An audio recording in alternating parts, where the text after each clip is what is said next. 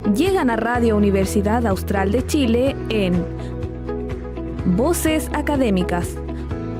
Acompáñenos.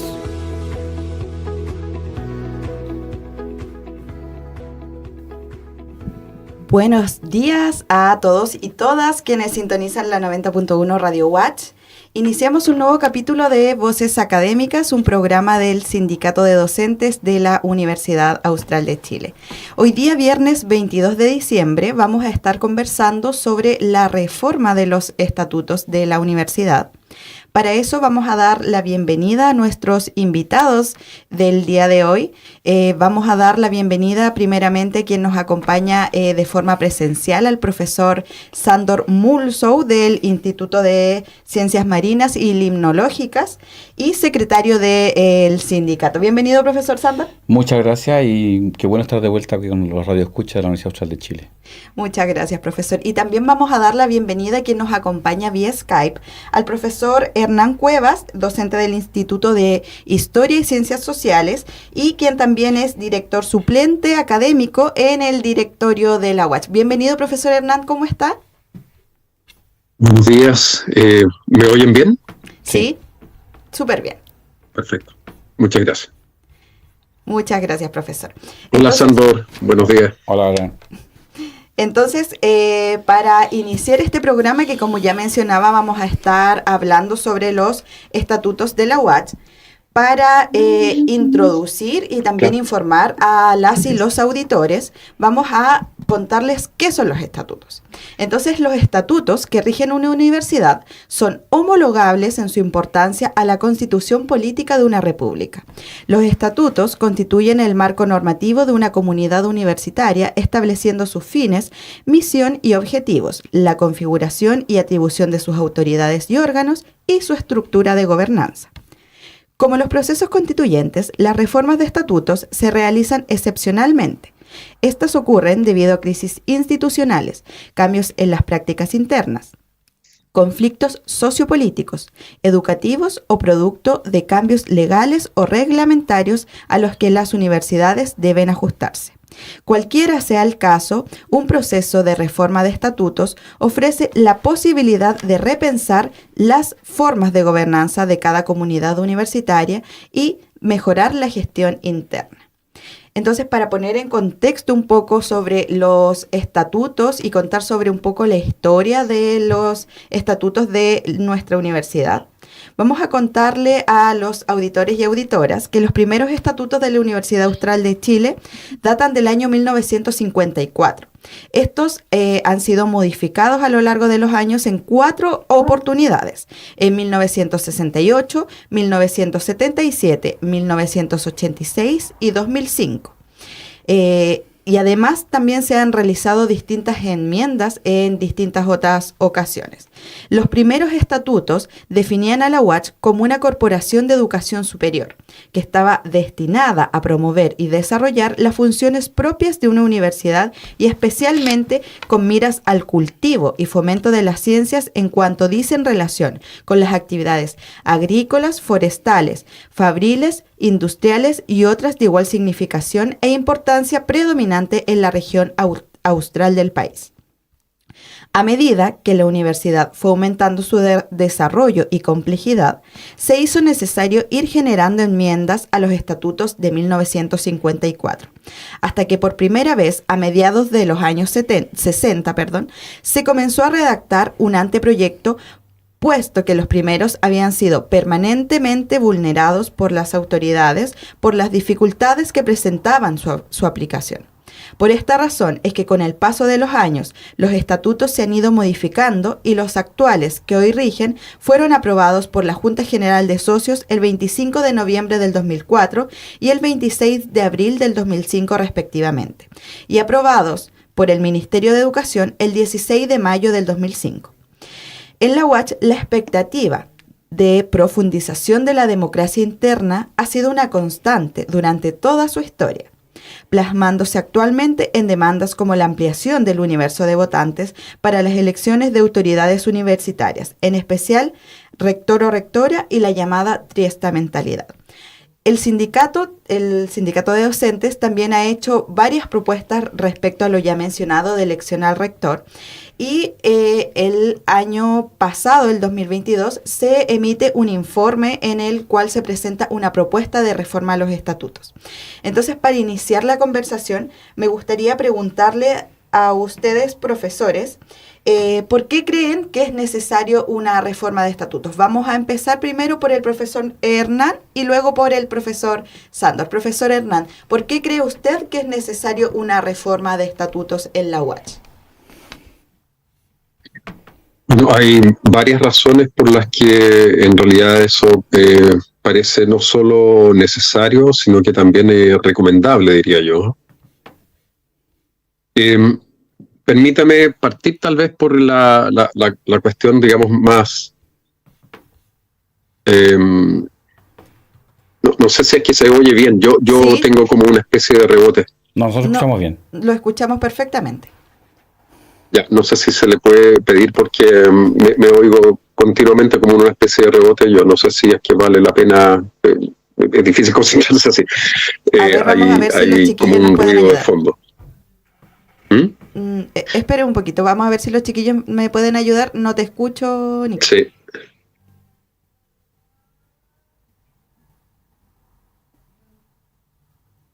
Nico, ¿me estás hablando? No te escucho. Ok. De nuevo, están arreglándolo, profesor. Ya, ok, bueno, está muy bien. Voy a partir tal vez por lo que me parece a mí es el punto al que se refería usted al término, ¿no? El referido a la triestamentalidad y la elección de las principales autoridades de la universidad. Si bien este es un aspecto que contempla solamente algunos de los artículos del estatuto y eventualmente aparece como quizá menos relevante para muchas personas de fuera de la comunidad universitaria.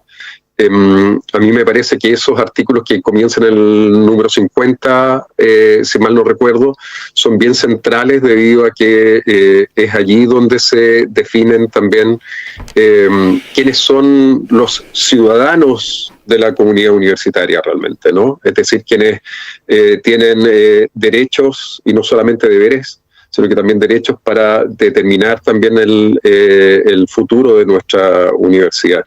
Como usted bien decía al inicio, los estatutos fijan un marco normativo general en donde se establecen fines, misión, la arquitectura interna, ¿no es cierto?, de sus órganos, etcétera.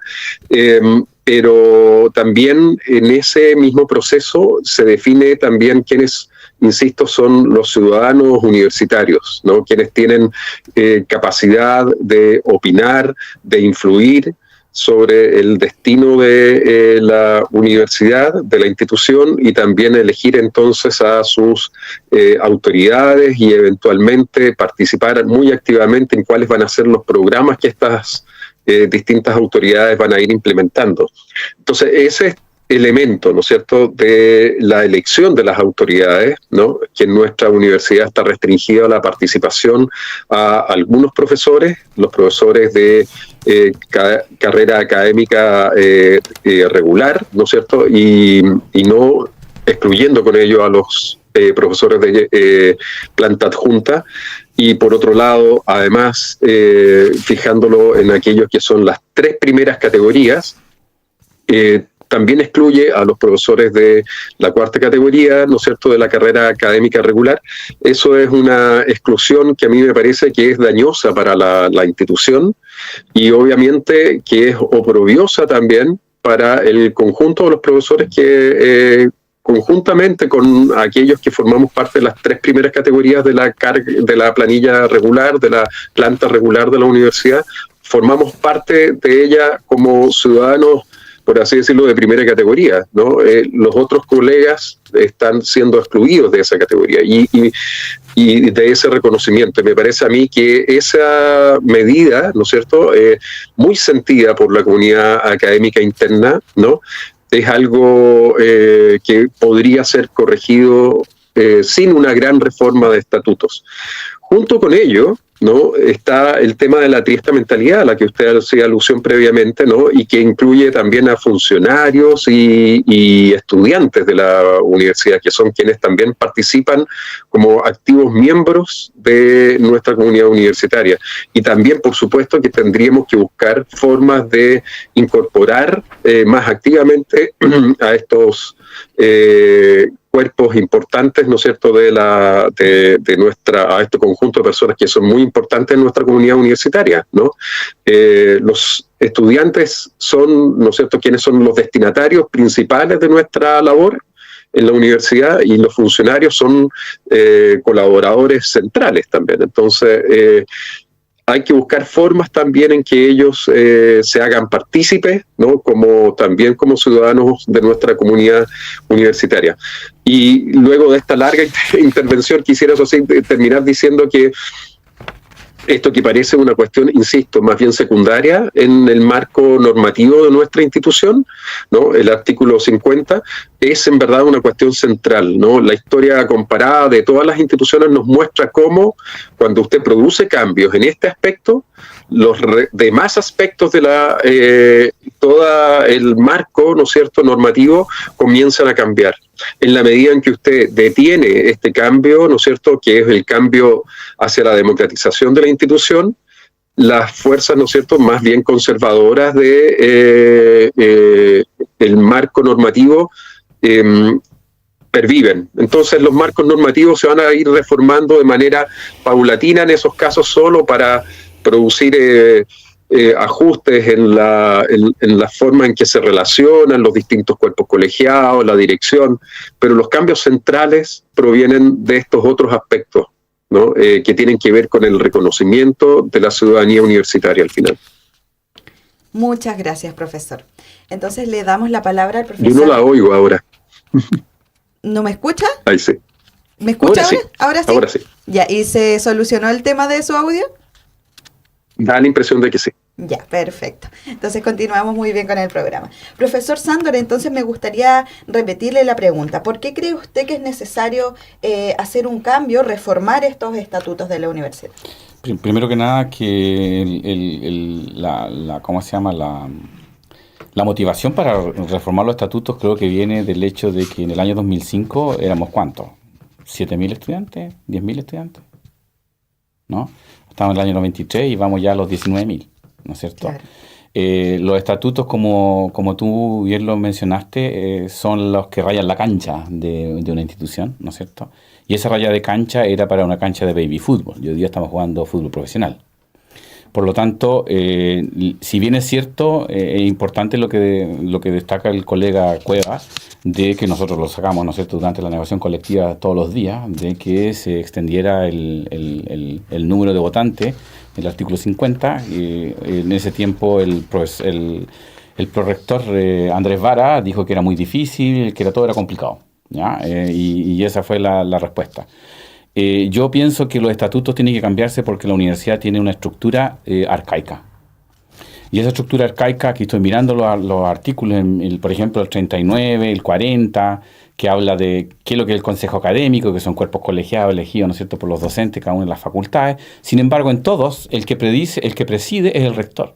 O sea, la interdependencia de cada uno de los cuerpos colegiados y no colegiados dependen exclusivamente del poder de una persona, que es el rector. Y en este minuto, como bien lo dice Hernán, esa persona es elegida por menos si tomamos en cuenta todos los trabajadores, no debe ser ni el 2% de los que votan, ¿ya? Dentro de los docentes debe ser un 30%.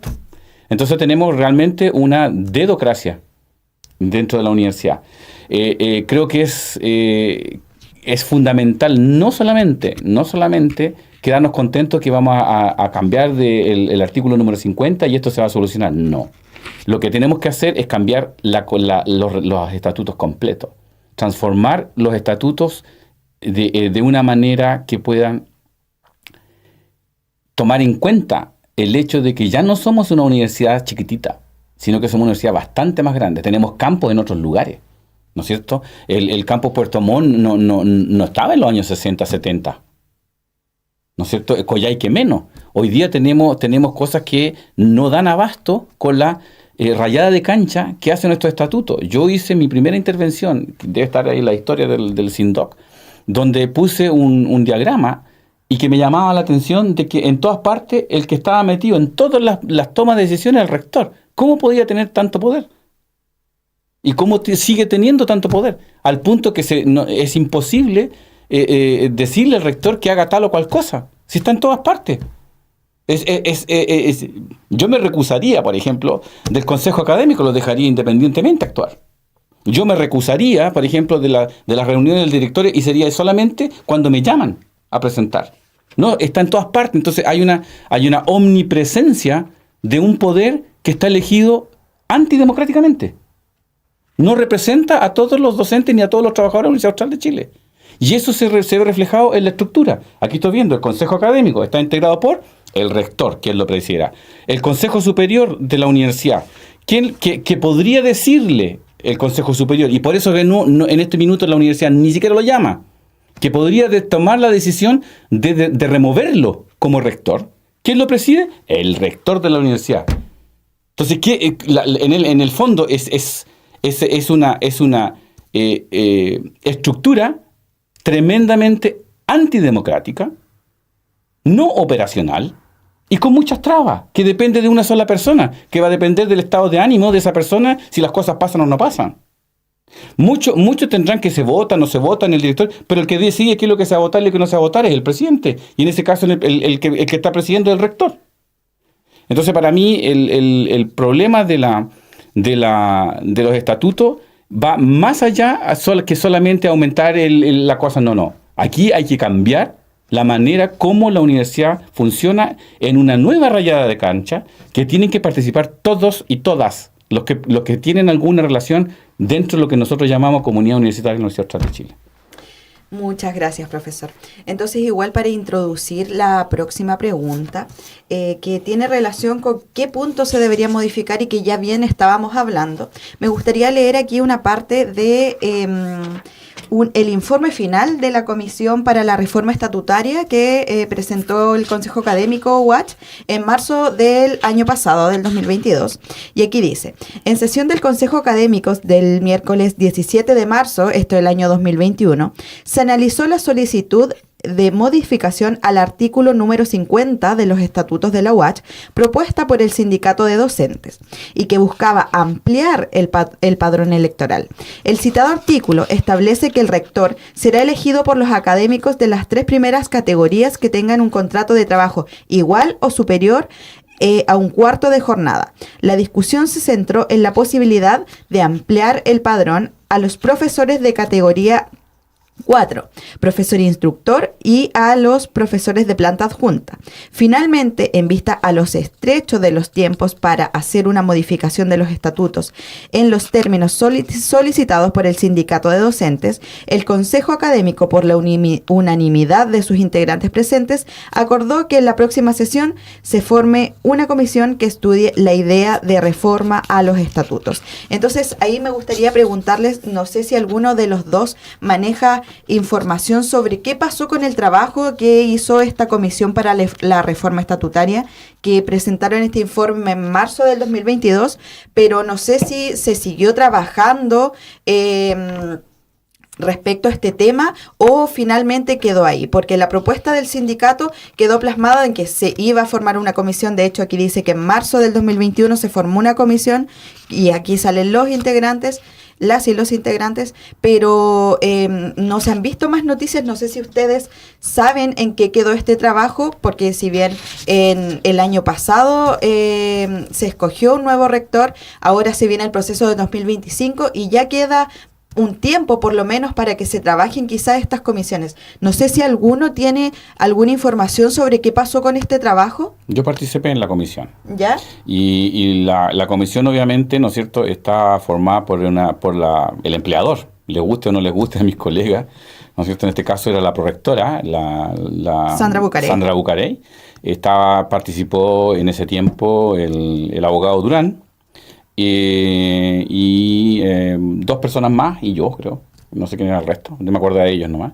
Sin embargo, no había ninguna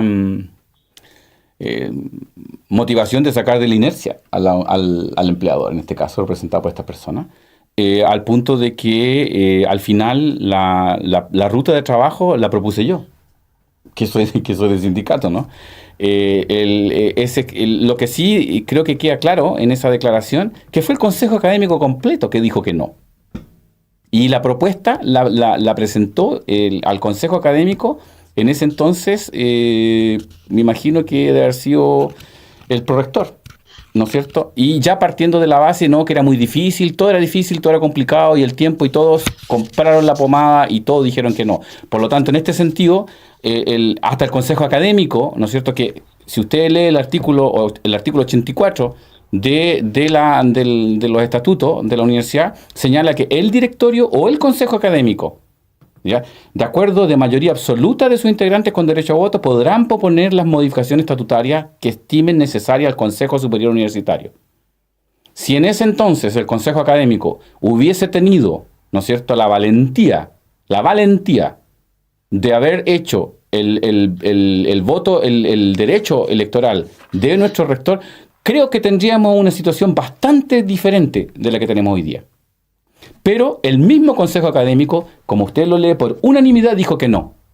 En el fondo, el empleador, ¿no es cierto?, es muy difícil, al empleador es muy difícil sacarlo de la inercia, porque me imagino que deben tener, ¿no es cierto?, la misma inercia dentro del cerebro, y cambiarle las reglas del juego debe ser muy complicado para ellos. Para nosotros no, para nosotros es súper simple. Pero para ellos es complicado. Y desde el punto de vista de los sindicatos, nosotros lo que vimos ahí, nos vimos incluso mal representados por nuestros decanos, por los cuales nosotros votamos. Claro. Y no pasó nada más. O sea, hubieron 2 o 3 reuniones y después nunca más tuvimos reuniones. Preguntamos cuándo va a ser, no, que no hay quórum, que no. Después el señor Durán se fue, se cambió la prorectora y ahora no hay nada. O sea, nadie quiere tomar la batuta y nadie quiere hacer. Obviamente tenemos otras cosas más importantes que resolver, pero esto no es una cosa trivial que hay que dejarla de lado. A mí me gustaría de nuevo que el directorio o el Consejo Académico reviviera esta comisión, o la ampliara esta comisión para poder comenzar a trabajar desde ya, cosa que de aquí a marzo, ¿no es cierto?, o marzo-abril, tengamos una propuesta real de qué cosas se pueden cambiar y de qué manera podremos modificar esta rayada de cancha que digo yo, que es la constitución de una empresa, ¿no es cierto?, para responder también a lo que sacó la Superintendencia de Educación Superior. La Universidad Austral de Chile adolece de falencias estructurales importantes, y de eso no se ha hablado nada, ¿no es cierto? Y eso está amparado por los artículos que tenemos en los estatutos. O sea, legalmente están siguiendo lo que dice el estatuto. Nosotros estamos diciendo que hay una tremenda interdependencia dentro de cada uno de los grupos colegiados y no colegiados dentro de la universidad que se encargan de la gestión, que dependen de una sola persona. Muchas gracias, profesor. Entonces, profesor Hernán, quizás usted sí nos puede comentar si sabe algo sobre este punto que estamos conversando sobre la Comisión de Reforma Estatutaria. O sea, ¿ha bajado la información a los institutos? La Comisión de Reforma Estatutaria, yo de verdad no desconozco quiénes son los miembros, ¿no? O quiénes fueron más bien los miembros. No, yo creo que la comisión sigue estando vigente mientras eso no cambie. Entiendo que estaba integrada por 6 consejeras y consejeros del Consejo Académico. No sé si alguien más. Pero al respecto me remito, digamos, a lo señalado por Sándor. Si él señala que él formó parte de esta comisión, no puedo decir mucho más. Entiendo que esta sesionó entre marzo del año 21 y enero del 22, ¿no? Tuvimos 4 reuniones. Y que lo que hizo finalmente fue proponer una especie de metodología para producir la reforma estatutaria, ¿no? Y que es lo que fue un informe final, ¿no?, de esa comisión, que tiene fecha como digo, como marzo del año 22. De ahí en adelante, yo estoy totalmente de acuerdo con lo que señala Sándor. Lamentablemente, esta comisión, al parecer, no ha estado activa, ¿no? Y yo creo que tendría que, naturalmente, eso activarse. Me parece que es una cuestión importante, ¿no? Este es un primer paso solamente, por lo tanto, el establecer una metodología para producir la discusión sobre la reforma estatutaria. No avanzó en lo más mínimo, ¿no es cierto?, sobre principios mayores de los estatutos, sino que más bien en una metodología. Pero quisiera, eso sí, también plantear un par de cosas que antes el colega también señaló, sobre el punto central, digamos, que yo creo que él planteaba como una diferencia respecto de lo que yo había señalado. Yo comparto con Sándor, ¿no es cierto?, que la reforma de estatutos es completamente necesaria, ¿no? Hay mucha gente en la universidad que no lo cree así. Uno tiene que reconocer eso, ¿no? Yo he oído, por ejemplo, en algunos cuerpos colegiados, a autoridades de la universidad que se sienten cómodas con el actual estatuto, ¿no? A mí eso estos estatutos no me satisfacen. Comparto con Sándor que es necesario reformarlos profundamente. El punto es que una reforma estatutaria toma tiempo, ¿no? Y que un cambio, ¿no?, como el que yo estaba sugiriendo, más bien yo si tú quieres, lo sugiero no en términos estratégicos, sino que incluso en términos tácticos, ¿no? Un cambio del articulado, ¿no es cierto?, el artículo 50, va a traer necesariamente cambios en el resto, ¿no? Porque vas a cambiar quienes van a ser reconocidos como ciudadanos de la comunidad universitaria, y otros intereses que actualmente están fuera, ¿no?, van a formar parte, ¿no?, de la comunidad universitaria, con voz y con voto. Y eso va a necesariamente a presionar para que los demás cambios se produzcan. Si iniciamos ahora sin un cambio, ¿no es cierto?, de quienes son reconocidos como ciudadanos universitarios en la comunidad, el cambio estatutario, van a estar las mismas voces y los mismos intereses representados, y yo me temo que naturalmente allí va a haber dificultades para validar entonces a aquellos que actualmente son excluidos, ¿no? Por eso es que yo preferiría, tácticamente si tú quieres, ¿no es cierto?, introducir primero esta reforma fundamental, discutir la cuestión, luego entonces de la triestamentalidad, y finalmente en un cambio que va a ser probablemente mucho más profundo, ¿no?, y prolongado, hacer una reforma más profunda de los estatutos, pero entendiendo que allí tienen que estar todas las voces y los intereses de los miembros de la comunidad universitaria. Muchas gracias, profesora. Entonces, también tomando esas palabras, me gustaría preguntarles a ambos, ¿cómo esperan ustedes que sea este proceso? ¿Quiénes deberían participar? ¿Cómo se deberían escoger estas personas? ¿Qué esperan ustedes de este proceso, de cómo se lleve a cabo? Vamos a empezar por el profesor Hernán y de ahí por el profesor Sándor. Bueno, mire, a mí la manera como se había fijado este proceso por parte de la comisión no me satisfacía plenamente, ¿no? Me parece que era una comisión que partió definiendo la participación de personas a partir de una mirada un poquito conservadora, ¿no?, en que se esperaba que hubiera representantes estudiantiles, representantes de los funcionarios y representantes de los académicos, pero con una comisión de reforma estatutaria bien reducida, ¿no?, en donde hubiera 7 personas, según proponía el gobierno universitario, ¿no?, y incluido el equipo de rectoría, 2 personas que sean del consejo académico, ¿no?, 2 personas del directorio, 2 personas de la asamblea de socios, que hubiera 3 representantes de estudiantes y 3 representantes de los funcionarios. Esto le da mucho peso, según me parecía a mí, al equipo de rectoría, ¿no?, y el consejo académico y los representantes de los cuerpos que actualmente gobiernan la universidad, ¿no? Entonces, en ese sentido, no me parecía del todo satisfactorio, pero debo reconocer también que en esto es muy difícil producir reformas porque finalmente quienes tienen la manija, ¿no es cierto?, son las actuales autoridades siempre. Entonces es de suyo difícil producir cambios cuando ahí hay partes también interesadas que toman las decisiones actualmente y que van a ser quienes van a tomar la decisión de quienes van a componer esta comisión de reforma estatutaria. Eso entonces como punto de partida. Me parece que la reforma, ¿no es cierto?, estatutaria debiera ser mucho más participativa. Por eso es que yo insisto en este paso táctico, ¿no?, en el que debemos primero producir una reforma solo de este artículo, porque esa va a ser la manera como todo lo demás va a democratizarse, y toda la participación, ¿no es cierto?, necesaria para que tengamos una universidad con estatutos mucho más modernos, ¿no?, en que la vinculación además no sea solo con la comunidad universitaria, sino también hacia afuera. Si nosotros nos debemos hacia afuera principalmente, ¿no?, también sea algo mucho más de ida y vuelta, ¿no? Entonces esa participación me parece que es muy importante.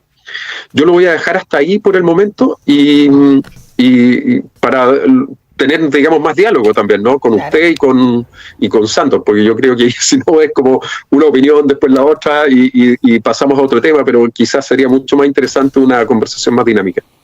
Profesor, cuéntenos, usted, ¿cómo espera que fuera este proceso? ¿Quiénes deberían participar? Nosotros, la estrategia que habla Hernán, ¿no es cierto?, no es nueva, es la que usamos nosotros en el directorio del sindicato pasado, por eso que llegamos hasta el consejo académico. Lo que sí es de que si no tenemos apoyo del consejo académico, da lo mismo. Ya nos dieron una muestra de cómo funciona. Y obviamente, como lo dice el colega Cueva, ¿no es cierto?, en el consejo académico, dentro de los decanos, están esas fuerzas que son, ¿no es cierto?, conservadoras, muy pro latifundistas, ¿no?, en su manera de comportarse.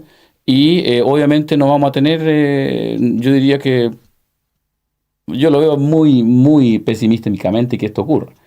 ¿Qué me gustaría y cómo me gustaría verlo? Me gustaría ver un mandato del directorio y que se adueñe del artículo 84 y solicite a Rectoría, ¿no es cierto?, o tal vez a través del Consejo Académico. Creo que esto para el Consejo Académico es más bien una cosa que no va mucho en la misión que tiene el Consejo Académico, que tiene que ver con las partes académicas. Esto es un problema de administración y de gestión política prácticamente de la universidad. Y me gustaría que el directorio pusiera mandase a la rectoría la formación con todo lo que dice el colega Cueva. Yo creo que está bien, mientras más participen mejor, pero que venga del directorio, cosa que cuando esto, ¿no es cierto?, porque independientemente si empezamos a hacer nuestra modificación, vamos a tener que ceñirnos a los estatutos que están ahora. Y los estatutos que están ahora dicen la pauta cómo tiene que hacerse. Y en el 85, ¿no es cierto?, habla de que aprobada la propuesta de modificación estatutaria por el Consejo Superior Universitario, el directorio conocerá de la misma y presentará el proyecto a una Asamblea General Extraordinaria. No el Consejo Académico, el directorio.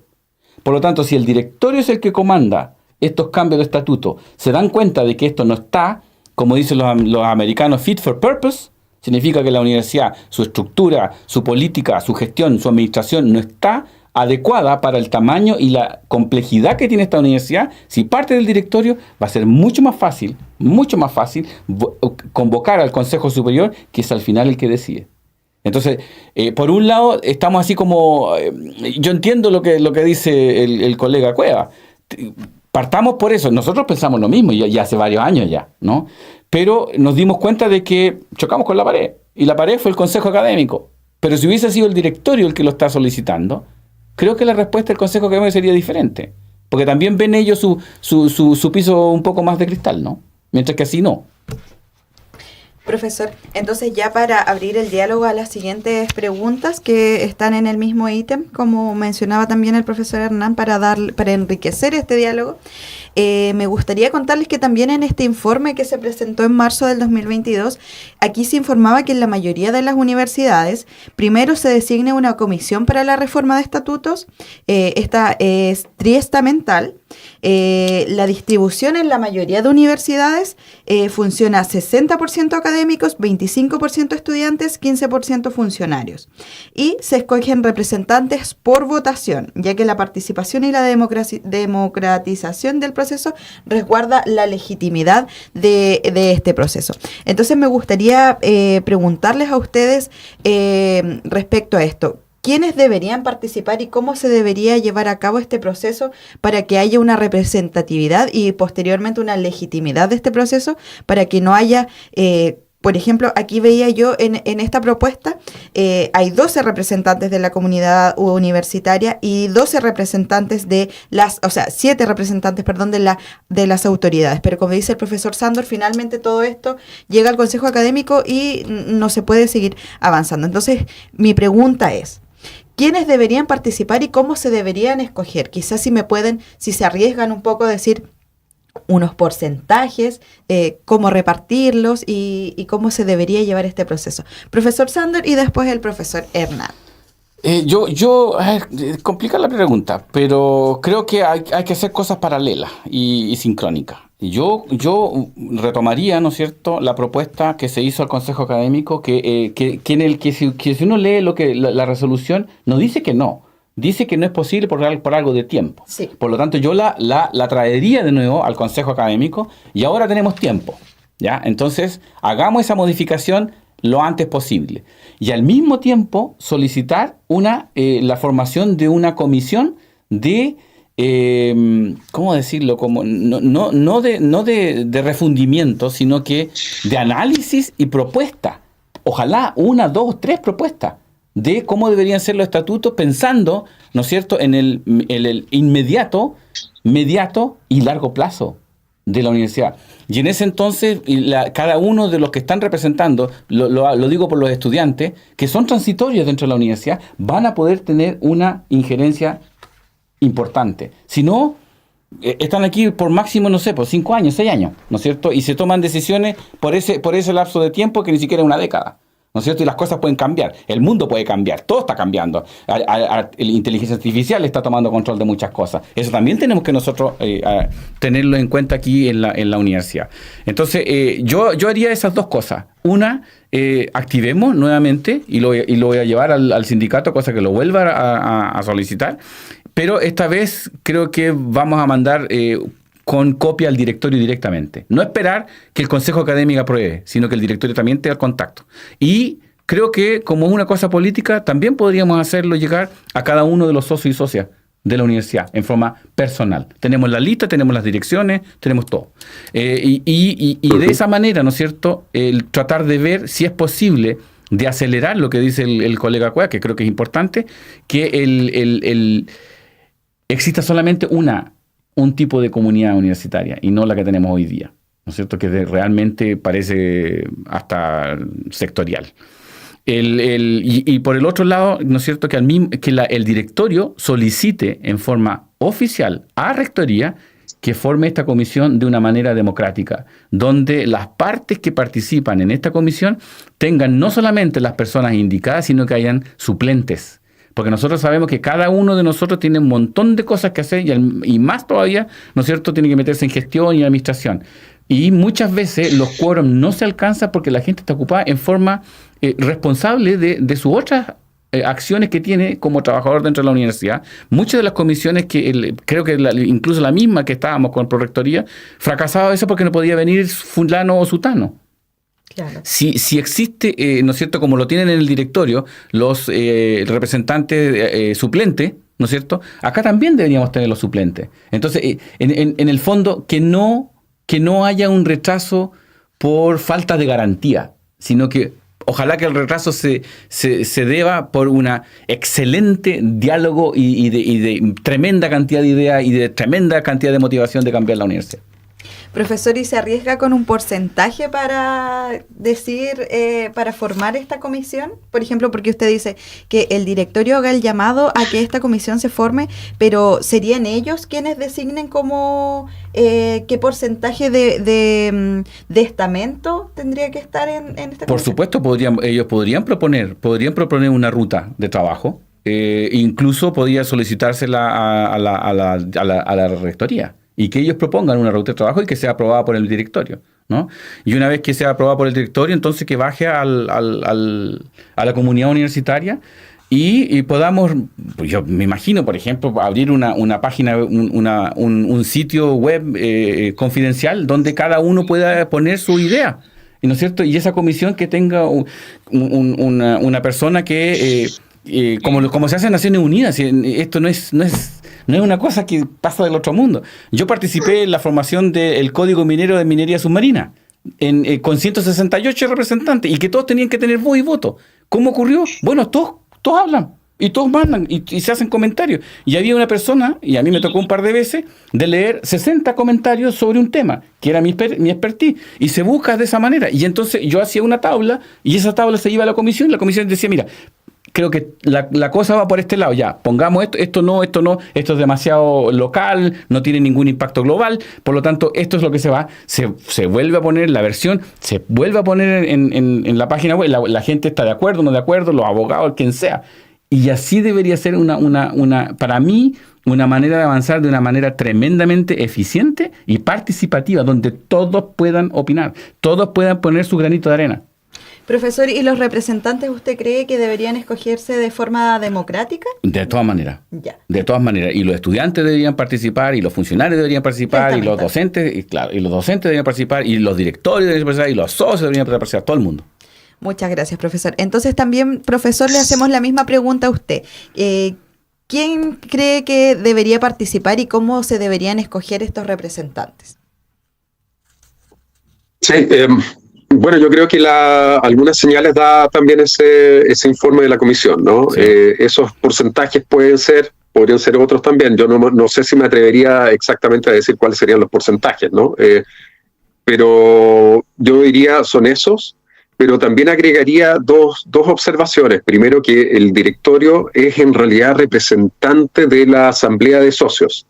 Yo he insistido en muchos medios, ¿no es cierto?, que en realidad allí es donde nosotros tenemos que también tratar de tener una mayor apertura para que más gente participe de la asamblea de socios.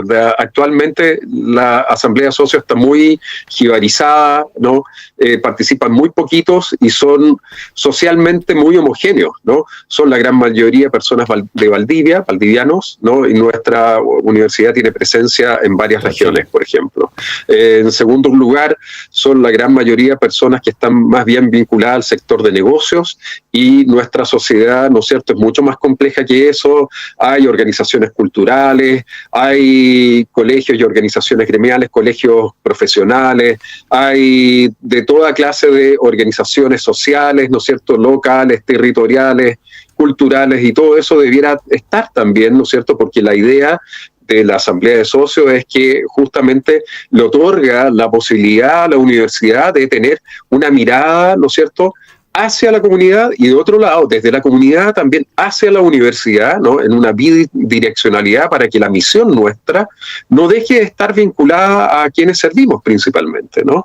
Naturalmente las universidades son para el mundo, eso yo siempre lo destaco también, no son solo para las 3 regiones en las que estamos, son para el mundo.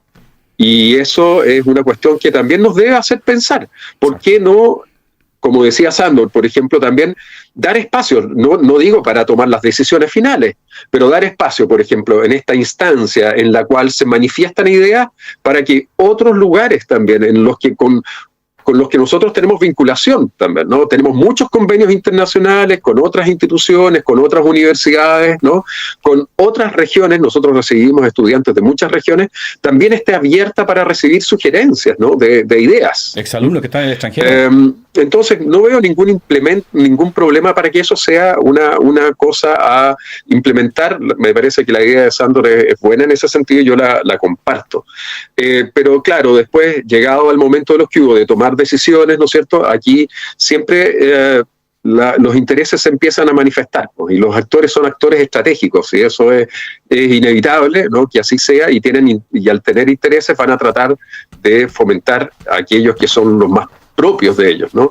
Entonces, cuando usted va a la asamblea de socios y en lugar de tener a los 500 que se supone que debiera haber, hay 100 que son los que están con cuotas al día, y de esos son 60 los que son activos, y de esos son los superactivos, solamente los que están en el directorio, se limita mucho, ¿no es cierto?, las posibilidades que yo creo que nuestro buen amigo Sándor cree, ¿no es cierto?, que hay probabilidades de que por ahí pueda venir una reforma estatutaria.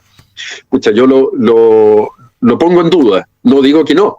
Yo creo que hay que hacer la gestión que dice Sándor, porque efectivamente el articulado, ¿no es cierto?, que se refiere a la reforma de los presentes estatutos, en su artículo 84 dice, lo leo: el directorio o el consejo académico, es importante por eso lo del consejo académico, por acuerdo de mayoría absoluta de sus integrantes con derecho a voto, podrán proponer las modificaciones estatutarias que estimen necesarias al Consejo Superior Universitario. Se puede iniciar, yo creo, por las dos vías, pero obviamente, ¿no?, al final requiere de llegar a la asamblea de socios. Entonces, ojo, eso es muy importante, porque de otra manera, no sé cómo decirlo para que no suene insultante, pero el marco jurídico actualmente vigente tiene que ser considerado en la reforma. Si no lo consideramos el actual marco jurídico, vamos a estar haciendo un ejercicio probablemente surrealista, ¿no?, y vamos a terminar en la no injerencia, ¿no? Finalmente podríamos hacer muchas reuniones, ¿no?, con cabildos autoconvocados en nuestra universidad, ¿no es cierto?, con mucha participación, pero es cosa de que un grupo de socios de la asamblea vaya a un tribunal y nos pare todo el proceso. Por eso es súper importante considerar también en dónde termina el proceso, ¿no?, y el marco jurídico en el cual se debe llevar a cabo. Entonces yo invitaría a que toda la comunidad universitaria también se haga parte activa, ¿no?, de esta necesaria aireación, incorporación, ¿no?, de intereses y heterogeneidad social en la asamblea de socios, ¿no? Yo creo que eso es bien importante. Y lo que decía Sándor, yo también lo comparto, ¿no es cierto?, en términos de llevar de nuevo la propuesta que había presentado la entonces colega Claudia Letelier, ¿no es cierto?, en el Consejo Académico, ¿no?, para producir la reforma, ¿no?, de este aspecto que tiene que ver con la participación de la comunidad universitaria en el cuerpo de ciudadanos universitarios, como me gusta decir a mí, ¿no? Eso es bien importante. Pero desde fuera, los que no tienen voz y voto, ¿no?, y los que sí tenemos voz y voto, tenemos que también participar activamente, ¿no? Y este medio, por ejemplo, lo que usted está haciendo ahora, Claudia, ¿no es cierto?, de invitarnos a Sándor y a mí a discutir sobre esto. Esto es algo que genera o va a tener algún nivel de injerencia, tal vez muy pequeñito, pero alguna va a tener. Y si más personas en la comunidad universitaria, ¿no es cierto?, empiezan a tratar de estas cuestiones en los distintos medios que haya, ¿no?, la radio, el sindicato, las distintas organizaciones que hay, en los distintos espacios, ¿no?, incluso, ¿por qué no?, en los claustros, ¿no?, de los institutos, ¿no?, que se vuelva a poner esta discusión. Yo creo que es algo absolutamente necesario. Si en algo nos puede ayudar la actual situación de crisis financiera, es que nos obliga también a mirar esto en una perspectiva, ¿no?, de más largo aliento, porque una cosa es la estabilidad financiera, ¿no?, que yo estoy seguro se va a recomponer en algún momento. Pero lo que tenemos que asegurarnos, creo yo, no sé si qué opinas ahí, Sándor, sobre esto, es que nuestra universidad, por la búsqueda de esta estabilidad financiera, no termine convertida en un mamarracho de lo que es nuestra actual universidad. Que yo la quiero mucho, ¿eh? No llevo tanto tiempo acá como tú, pero es una universidad compleja, interesante, con un potencial enorme, ¿no? Con un potencial que en realidad tiene mucho de futuro también, ¿no? Tú que hablabas antes de Naciones Unidas, los Objetivos de Desarrollo Sostenibles, por ejemplo, Sí. si nosotros los abrazáramos como institución, ¿no? En nuestros aspectos misionales, escucha, esto significaría un enorme cambio, y identitariamente nuestra universidad es la que tiene más ventajas para abrazar esos proyectos de los Objetivos de Desarrollo Sostenible. No hay otra universidad en Chile, yo creo, que esté más alineada identitariamente con ese planteamiento. Entonces yo diría, hay mucho potencial, ¿no? Y la urgencia que tenemos ahora de la cuestión financiera nos están poniendo la mirada solamente en lo inmediato, en la chaucha, ¿no es cierto?, en el problema del bolsillo y la caja. Pero esta discusión de los estatutos nos puede ayudar a que alineemos esa conversación necesaria e imprescindible sobre el equilibrio financiero con una perspectiva de más largo tiempo, ¿no es cierto?, y que no nos perdamos en eso, ¿no? No nos perdamos en eso, porque necesitamos hacer las dos cosas, ¿no? Un plan de recuperación, pero ¿para qué? ¿Para qué el plan de recuperación? Bueno, la discusión sobre los estatutos, ¿no?, y la discusión sobre el plan estratégico de la universidad no pueden quedar ausentes entonces, ¿no? Tienen que estar allí, porque el plan de recuperación es para algo, no solamente para darle equilibrio financiero a la institución, porque la institución, insisto, si no puede terminar en una especie de mamarracho de lo que actualmente es, y nosotros queremos que se desarrolle más, ¿no es cierto? Entonces, la discusión sobre el estatuto y el plan estratégico es clave.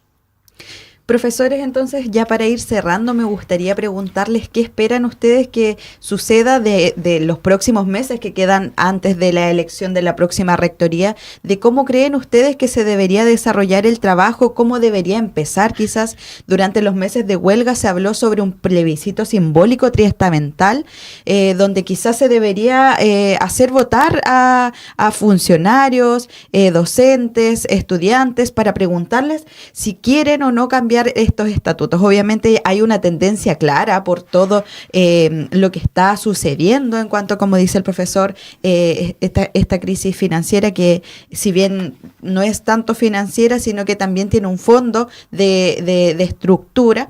Entonces me gustaría hacerles esa pregunta. ¿Cómo esperan ustedes que se afronte este tema durante los próximos meses antes de la elección de rectoría? No sé si a alguno de los dos les gustaría hablar primero, tomar la palabra. Le toca a Hernán ahora. Hernán, te hablé yo primero. ¿Tú quieres? Bueno, está bien. Bueno, el que termina, ¿no es cierto?, tiene alguna ventaja siempre, Sandor. Pero bueno, está bien. Por eso ¿no es cierto? El diablo sale más por viejo que por diablo. Sí, está muy bien. No te preocupes. Mire, yo creo que en realidad los próximos meses van a ser bien cruciales, ¿no? Yo quisiera, eso sí, también dar mucho de tranquilidad también en eso, porque yo sinceramente creo que esta universidad tiene todas las capacidades y todos los talentos necesarios. Tenemos que alinearnos un poco más nomás, pero tenemos todas las capacidades y los talentos necesarios al interior de ella, ¿no? Y también mucho cariño desde afuera. Nos hace falta hablar un poquito más de eso, yo creo, del cariño y el amor que nos tenemos, en vez de andar también a veces solo criticándonos, ¿no? Y hay que tratar de alinear eso. Yo creo que esto requiere de un esfuerzo de liderazgo que es más colectivo que el que actualmente se ha estado ejecutando. Y yo creo que el proceso en el que vamos a estar ahora, en los próximos meses, nos va a obligar a que eso así ocurra, ¿no? Nos va a obligar, porque el plan de recuperación, para poderlo implementar, ¿no es cierto?, va a requerir que mucha más gente efectivamente se alinee, ¿no es cierto?, en torno a ciertos objetivos fundamentales. Pero yo insisto que eso requiere también de que esa mirada, ¿no es cierto?, esté siendo acompañada por una mirada de más largo plazo. Entonces yo creo que la tarea que nos va a poner la superintendencia, ¿no?, de implementar este plan, ¿no?, va a involucrar la revisión también de la gobernanza, y va a involucrar la necesaria discusión de esto que hemos estado conversando hoy día en la mañana con Sandor, ¿no es cierto?, que es la reforma de estatutos. Sin una reforma de estatutos, ¿no? Y sin un cambio, por así decirlo, como dicen los constitucionalistas, lo que le llaman también la sala de máquinas, ¿no? Las relaciones entre los cuerpos colegiados, por ejemplo, la rectoría, la relación con los otros estamentos de la comunidad universitaria. Pero ojo, también la relación con la comunidad exterior, ¿no es cierto? Estos estatutos tienen que estar hechos para el siglo XXI, entonces tenemos que pensar también que las organizaciones son abiertas, ¿no? Eso es algo que tiene que verse reflejado de alguna manera también en esta reforma. Sin una consideración de eso, podríamos lograr estabilidad financiera tal vez, ¿no? Pero insisto yo, ¿para qué? ¿Para qué queremos recuperarnos? El plan de recuperación, además, recuperación es re feo nombre, re fea palabra, es como tenía un resfrío y me recuperé. No, la idea es un plan de desarrollo también. Hay que mirarlo no solamente como un plan de recuperación, sino que también de desarrollo. Entonces yo creo que la situación nos va a obligar a discutir esto. Muchas gracias, profesor. Entonces, profesor Sándor, le ofrezco las últimas palabras. Yo, como lo dije antes, ¿no? Creo que hay cosas que tienen que ir en sincronía. Y una es que, y lo vamos a hacer, vamos a volver a no sé cómo, porque tampoco tenemos voz en el Consejo Académico, pero conseguiremos algún de nuestros representantes. Y traer a la tabla del Consejo Académico la revisión responsable y honesta de todos los decanos y decanas para que se apruebe la regularización de aumentar el mundo de votación de la universidad y que tengamos a un rector o rectora que realmente represente a la comunidad universitaria, que no es el caso hoy día. Por otro lado, insisto, ¿no es cierto? Veo el pesimismo de mover las masas de los socios y los directores del directorio, porque Hernán participa en esas reuniones. Pero creo que es una parte de la estrategia que no se debe evitar.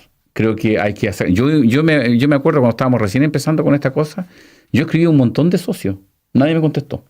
O sea que también entiendo lo que dice Hernán, que a lo mejor no están ni ahí, como decimos nosotros. Pero por otro lado también me da... creo que hay lo que dice Hernán del positivismo, yo lo tengo, pero hay una parte que no me deja ser tan abierto en eso. Y es de que no existen lazos de credibilidad en este minuto entre la comunidad universitaria y los que nos están gestionando.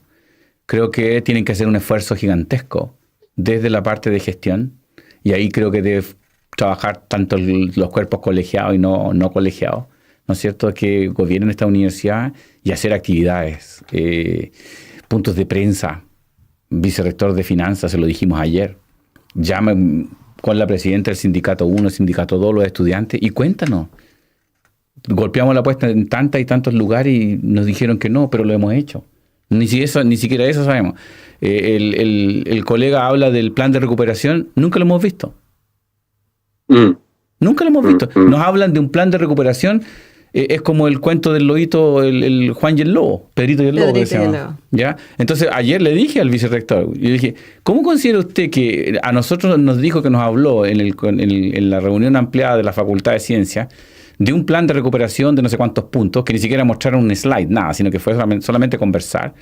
Y cuando yo le dije que fueran a presentar una versión número 15 a la Superintendencia de Educación Superior, y a nosotros usted nos dice que de la que usted nos habló el fin de semana anterior era la número 6. ¿Cómo quiere que yo tome eso como miembro de la comunidad universitaria? Ni siquiera como el sindicato. Bueno, me están vendiendo gato por liebre.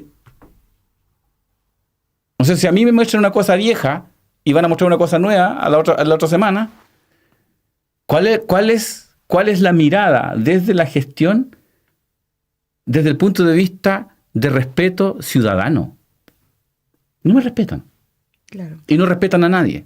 Entonces, en esa precondición, no estoy tan de acuerdo con lo que dice el colega de esta visión, ¿no es cierto? Por supuesto que quiero que mi universidad salga adelante. Como tú dices, yo soy exalumno de la universidad.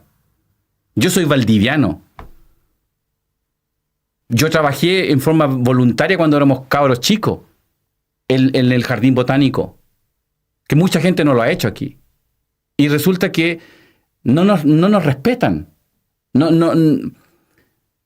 Es una falta de respeto gigantesca y profesional todavía. Entonces, yo pienso que eso es una de las cosas. Y lo otro que me llama mucho la atención, cuando tú mencionaste que en el año 2005 se cambió algo de los estatutos, se cambió el número 86.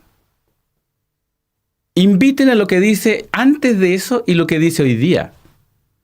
El 86 decía que si había una disolución de la corporación, el presidente de la República se hacía responsable de la corporación. ¿Qué es lo que cambió? Sí. Que ahí no hubo ni un problema para cambiarlo. Y rápido, ¿no? Pusieron, en caso de disolución de la corporación, y lo estoy leyendo, sus bienes serán destinados a la creación de una fundación con sede en la ciudad de Valdivia, que deberá tener, ¿no es cierto?, por objeto y misión esencial los fines de educación superior en la región sudaustral. Si eso no tiene una mala intención, no sé qué estoy leyendo. O no entiendo, nunca entendí los caracteres juntos en una frase, cuál es el significado. Entonces, si en el fondo tenemos que ser, para mí, como lo veo, tenemos que ser honestos en lo que estamos haciendo, pero la honestidad no solamente tiene que venir de nosotros, Hernán, que yo estoy seguro que sí lo hacemos, pero también tiene que venir de lo que nos están gestionando. Y por eso que es importante para mí, aunque sé que tú me dices que me tiraste como una ducha de agua fría, hay que insistir con el directorio y hay que insistir con los socios. Porque esos son parte fundamental de estos estatutos que tengo aquí para poder cambiar las cosas. Creo que ese es el mensaje que quería dar. Muchas gracias. De acuerdo, Sandor. No sé si... Bueno, no hemos conversado mucho, no queda tiempo, yo lo sé, sí. Pero yo tengo otra reunión. Pero bueno, totalmente de acuerdo, Sandor, y tenemos que seguir conversando, hay que conversar mucho, hay que conversar mucho en toda la universidad, en todas las instancias, y seguir conversando para que, yo estoy de acuerdo contigo, yo todavía he conocido solamente borrador del plan de recuperación, y todavía no lo conocemos. Has tenido suerte, nosotros no hemos visto nada. Bueno, gracias.